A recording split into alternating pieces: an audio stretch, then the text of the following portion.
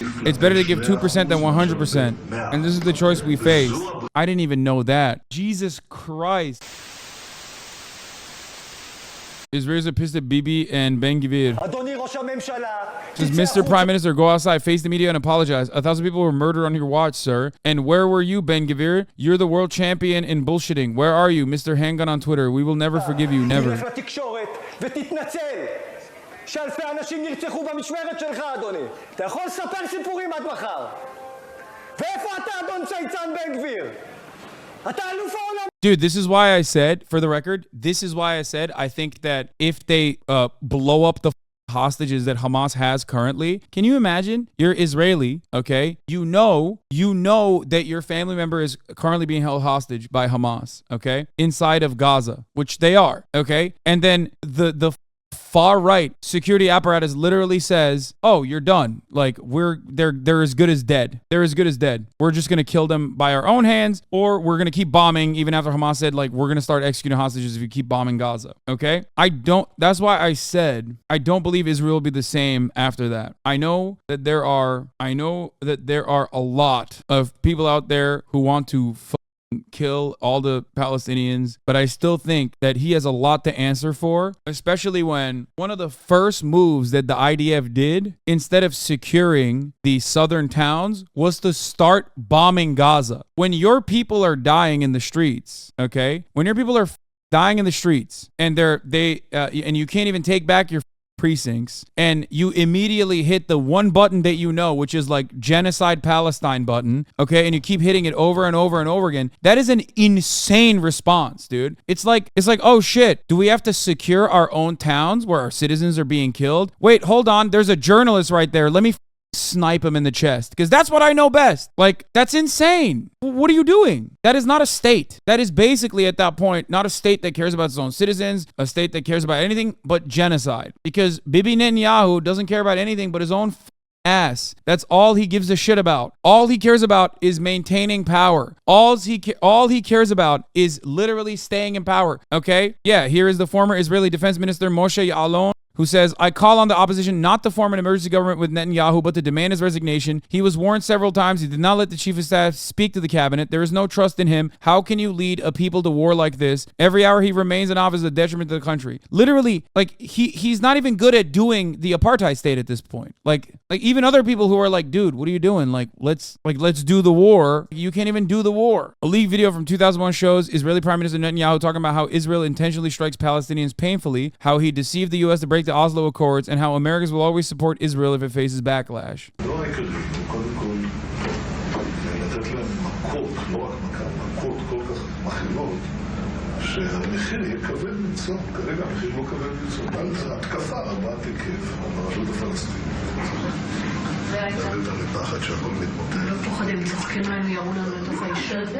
Hold on, but then again, the world will say that we're the aggressors. I mean, yeah, because you are.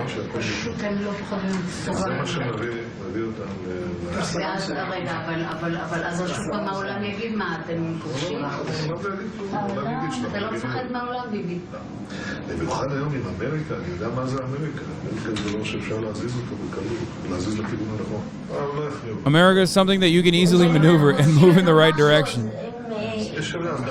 And even if they say something, so then they say something, so what? 80% of Americans support us.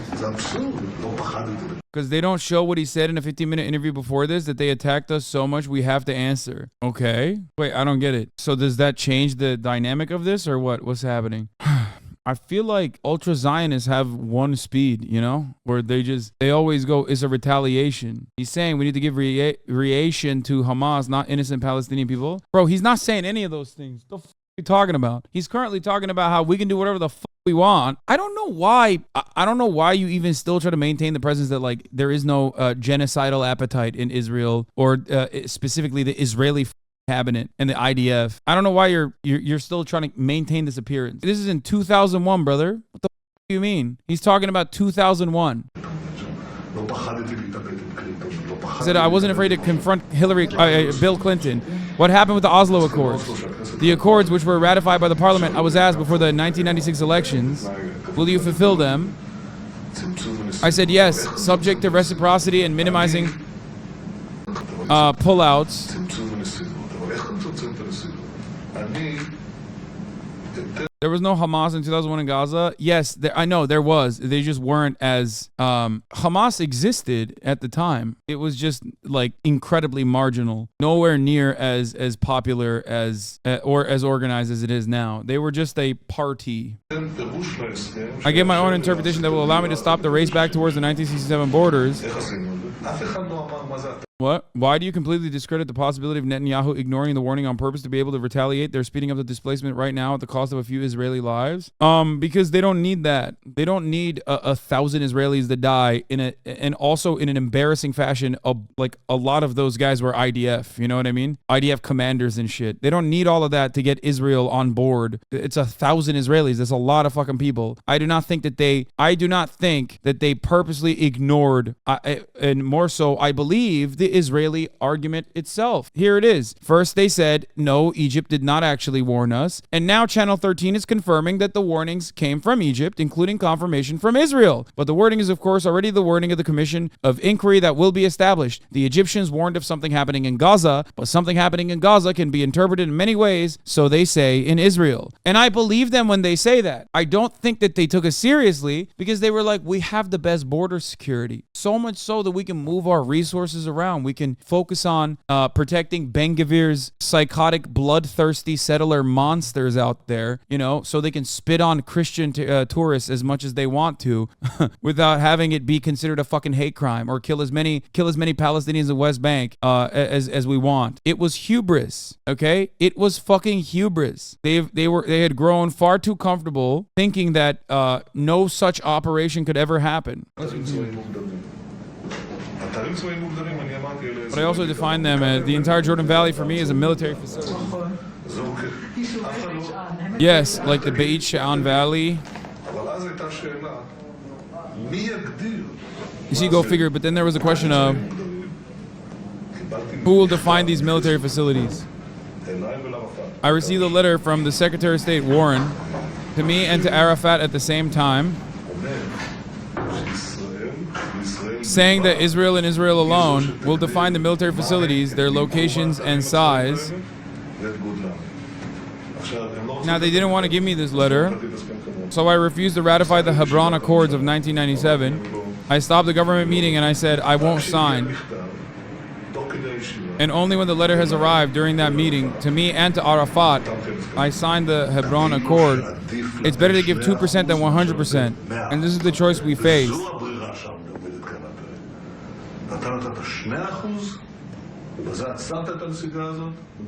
It's pretty funny because a lot of people are like, well, I don't know what you're talking about, but like Netanyahu's always been pretty open about his perspective of like never wanting the formation of a Palestinian state, leaning on Hamas to ensure that never happens. Like it's not like he has to hide it. I don't know. I feel like we rely on him speaking in English a little bit too much. Like just because he's from fucking Philadelphia and speaks very differently when he speaks English to the American media does not change the reality that he's very open. He's very open when he's speaking in Hebrew to his followers, to his friends, to his parliament, or to the Knesset, to his own party. You know what I mean? Why do you keep saying he's from Philadelphia? Wasn't he born in Israel to Israeli parents? I don't know, man. Look up where he's from. Between 1956 and 1958, and again from 1963 to 1967, his family lived in the United States, Cheltenham Township in Pennsylvania, a suburb of Philly, where his father, Benzion Netanyahu, taught at Dropsy College. Benjamin attended and graduated from Cheltenham High School and was active in the debate club, chess club, and soccer. He and his brother Jonathan grew dissatisfied with the perceived superficial way of life they encountered in the area, including the prevalent youth counterculture movement and the liberal sensitivities of the Reform Synagogue, Temple Judea of Philadelphia, and that the family attended. Oh my God. He was such a fucking nerd, dude. I didn't even know that. Jesus Christ. Like, when you're a kid, how do you behave like this as a child? I will never understand this. How are you such a fucking reactionary at a time when it's like, I don't know, like a young Ben Shabibo? After graduating from high school, he joined the IDF. His brother died in the IDF. He almost died in the same operation, but IDF had a policy at the time, and I think they still might, where two brothers from the same family can't join the same operation because they don't want to wipe out the bloodline. So the world could have been rid of Bibi Netanyahu. Think about that. Strawman donates and says, Hassan's arguments are strawman and videos that support his cause. He does not entertain proper arguments against his view. It is anti-intellectual. It is very sad that the American youth turn here for information. Hassan is not a scholar. I never said I'm a scholar, but I do think I'm right. I'm a scholar and I agree with Hassan. Thank you, real Parmesan.